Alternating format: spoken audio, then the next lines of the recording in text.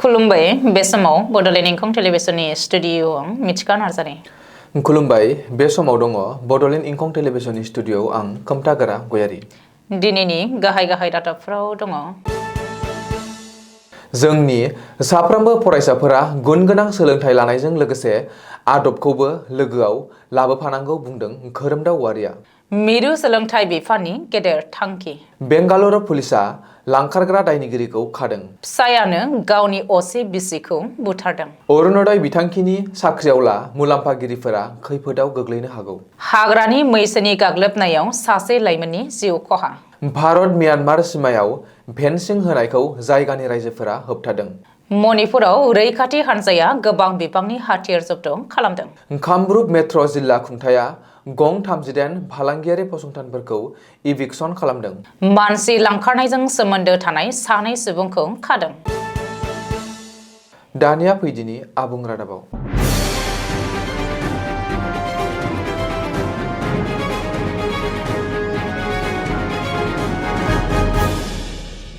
बाक्सा जिल्लानि सिङाव थानाय रुपहि दखरा दुलाराय बर' फरायसा आफादा खुंगा 34थि बोसोरसालिया जथुम्माखौ टुङालाका फोथाराव 22 आरो 23 डिसेम्बर खालाराव साननैनि मेहेरगोनां हाबाफारिनि गेजेरजों गाजा गोमजायै खुंफुंनाय जायो।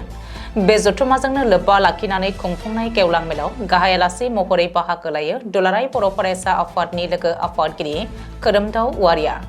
गाहाय आलासि महरै बाहागो लानानै फरायसाफोरखौ थांखिनानै गोब्राब नाजानायनि गेजेरजों गुनगोनां सोलोंथाइ लानो थाखाय खावलायनायजों लोगोसेनो फरायसाफ्रा आदबखौबो लोगोआव लाफानो थाखाय खावलायबावो। बेजों लोगोसेनो गावनि बेसेन गोसा बिबुंथियाव जोंनि हारिनि खौसेथि, थामोनथाइ आरो दावगाथायखौ नोजोर बोनानै बिबुंथि लाखिनायजों लोगोसेनो जोंनि हारिमु सिनायथि आरो हाबा हारिमुखौ फोथांना लाखिनांगौनि सायावबो गोलावै बिबुंथि लाखियो।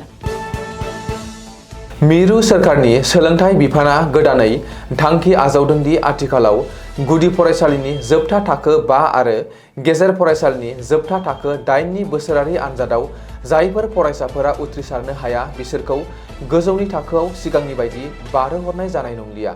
अदेबानि बैफोर फरायसाफोरा अखाफोर दाननैनि गेजेरावनो आनजादखौ होफिननांगोन। नाथाय अब्लाबो उथ्रिसारनो हायाब्ला बे मोनसे थाखोआवनो फरायफिननांगोन।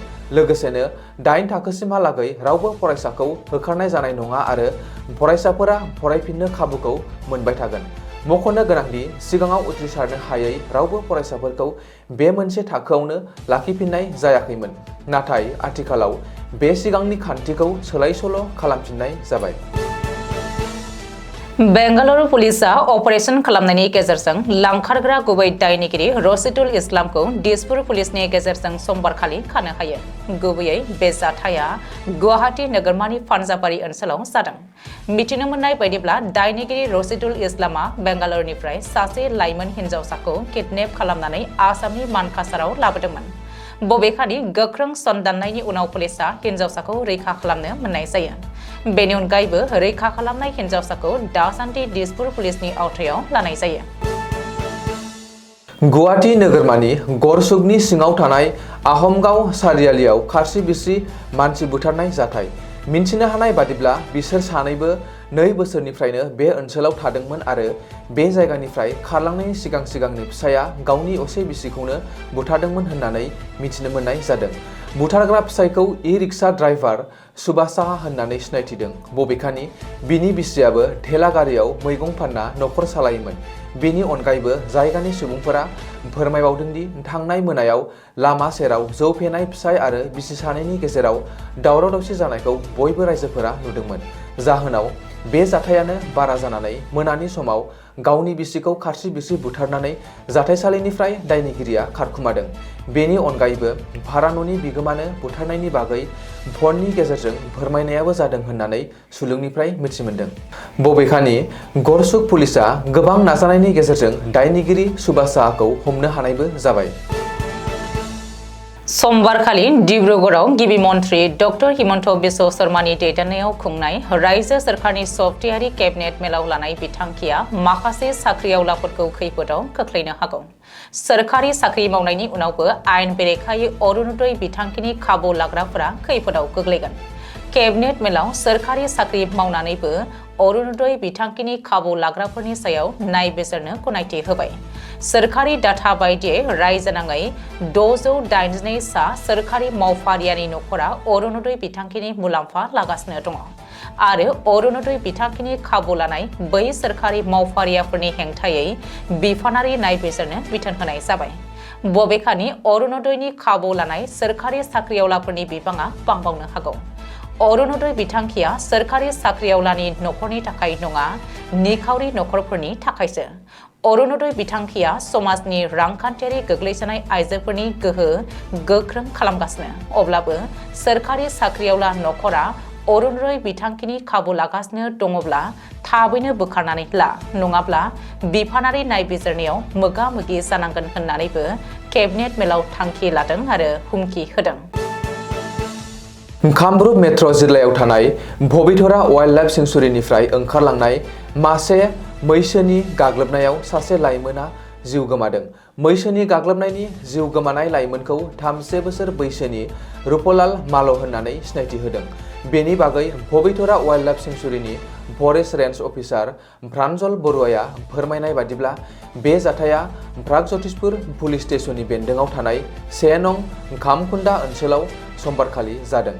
रुपलाल माल'आ माइ आबाद फोथाराव खामानि मावबाय थानाय समावनो हाग्रानिफ्राय ओंखारबोनानै मैसोआ हरखाब गाग्लोबो आरो बेनि उनाव हाग्रायाव खारलांफिनो।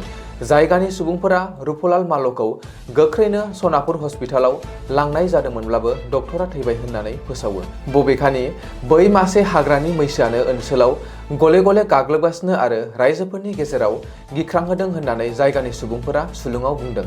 ओरैहाय बे जाथायनि बागै खौरां मोननाय लोगो लोगो हाग्रा बिफाननि मावफारियाफोरा देहा फाहामसालियाव थांनानै खौरां लाहैयो आरो बेजों लोगोसेनो दुखुथिया नखरनो रांखान्थियारि सुंथानाय होनायाव मदद खालामगोन होननानैबो खोथा होयो। आयेन बेरेखा हाथियार, ड्राग्स बायदि स्मागलिं खालामनायखौ होबथानो थाखाय भारत सोरखारा भारत म्यानमारनि 1643 किल'मिटार गोलाव हादरनां सीमायाव फेन्सिं होनो थांखि लादोंमोन। नाथाय बे बिथांखिखौ फोसावनायनिफ्राय 10 दान बारलांनायनि उनावबो मावफुंजायासै। ठिकादारा फेन्सिं होग्रा लेबारखौनो नागिरनानै मोनाखै। मानोना भारत म्यानमार सीमायाव फेन्सिं होनाय सोरखारनि बिथांखिखौ गोख्रों होबथादों जायगानि रायजोफ्रा। मख'नो गोनांदि भारत म्यानमार सीमायाव जुदि फेन्सिं होनाय जायो अब्ला दरनैबो हादरनि सीमायाव फालांगि खालामग्रा सुबुंफ्रा माखासे जेंनायाव गोग्लैगोन। बेल' नङा, सीमा ओनसोलाव माखासे सुबुंनि न'-बां, आबाद फोथार, फालांगियारि फसंथान, नखरफोर दङ। 2018 मायथाइनि गोरोबथा बायदियै जायगानि सुबुंफ्रा दरनैबो हादरनि 16 किल'मिटार गोथौआव होबथानाय गैयालासेनो हाबनो हायो। नाथाय फेन्सिं जायोब्ला सीमा बारनो थाखाय बिसोरनो पासपर्ट आरो भिजानि गोनां जागोन। बेखौ नोजोर होनानैनो दरनैबो हादरनि सीमानि रायजोफ्रा फेन्सिं होनायखौ होबथादों। मणिपुर रायजोनि हाजो आरो जौयेन ओनसोलाव मंगलबारखालि गं 25 हाथियारफोर, गुलि बारुद आरो WLS बायदिखौ जब्द खालामनाय जादों। लोगोसेनो आसाम राइफल्सआ टुइटारनि गेजेरजों फोरमायदों दि भारतारि रौनिया मणिपुर पुलिस आरो गोबां रैखाथि हानजाया जयै लोगो नांना बे अपारेसनखौ चुराचान्दपुर, कांपपि आरो बिष्णुपुर जिल्लायाव खालामदोंमोन। बबेखानि जब्द खालामनाय गासैबो हाथियारफोरखौ आयेननि गेजेरजों नायबिजिरनो मणिपुर पुलिसनो गथायनानै हरनाय जायो। बेनि अनगायैबो समबारखालि रैखाथि हानजाया माखासे जिल्लाफोराव गोख्रों अपारेसन खालामनायनि जाहोनाव गोबां हाथियारफोरखौ बोखांनो हानायबो जादोंमोन होननानै सुलुङाव मिथिहोदों। कामरुप मेट्र' जिल्ला खुंथाया दिनै फिन एभिक्सन खालामदों। आयेन बेरेखायै दखल खालामग्राफोरनिफ्राय सोरखारि हा आरो हाग्रा ओनसोलनि हाखौ उदां खालामनायनि थांखियै दिनै कामरुप मेट्र' जिल्ला खुंथाया एभिक्सन खालामदों। रिपर्ट बायदिब्ला नोगोरमा जिल्ला खुंथाया साम'टा, सनापुर आरो माखासे गनायथि गैयै जायगायाव आयेन बेरेखायै दखल खालामनानै लुनाय गं 38 फालांगियारि फसंथानफोरखौ एभिक्सन खालामदों। लोकप्रिय गपिनाथ बरदलै र'डआव थानाय स्टार्ट सिमेन्ट कम्पानि साखाथियाव आयेन बेरेखायै दखल खालामनाय गं 38 फालांगियारि फसंथानफोरखौ सिफायनानै होख्रांदों।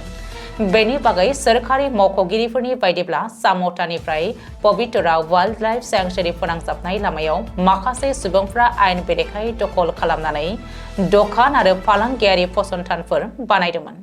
नाथाय ओनसोलनि सांग्रां सुबुंफ्रा बेनि हेंथायै अजद होनायनि उनाव जिल्ला खुंथाया गोख्रों राहा लानानै दिनै एभिक्सन खालामदों। बे एभिक्सन ड्राइभखौ Sonapur police, Sonapur revenue circle office आरो सनापुर फरेस्ट रेन्ज अफिसआ जथायै खालामदों। BSF आरो रायजोनि पुलिस लोगोसेनो सोरखारि रेलवे पुलिसआ जयै लोगो नांना मोनसे गोख्रों अपारेशन खालामनायनि गेजेरजों सानै सुबुंखौ खानाय जायो। बे अपारेशनखौ त्रिपुरानि सिङाव थानाय सनामुरानि माथिनगर ओनसोलाव खालामदोंमोन। हमजानाय सानै दायनिगिरिफोरखौ शाहिद मिया 33 बोसोर आरो फाइसाल मिया 19 बोसोर होननानै सिनायथिनाय जादों। सुलुङाव फोरमायनाय बादिब्ला बिसोर सानैबो मानसि लांखारनायजों थोंजोङै सोमोन्दो लाखिनायनि जाहोनाव बिसोरखौ न'आव गोबांबार नागिरहैनायबो जादोंमोन। जाहोनाव गोबां नाजानायनि जाहोनाव खारखुमानानै थादोंमोनब्लाबो बिसोर सानैखौबो पुलिसआ खानो हानाय जायो। दिनैनि रादाबा एसेनोसै। गोजोन्थों। गोजोन्थों।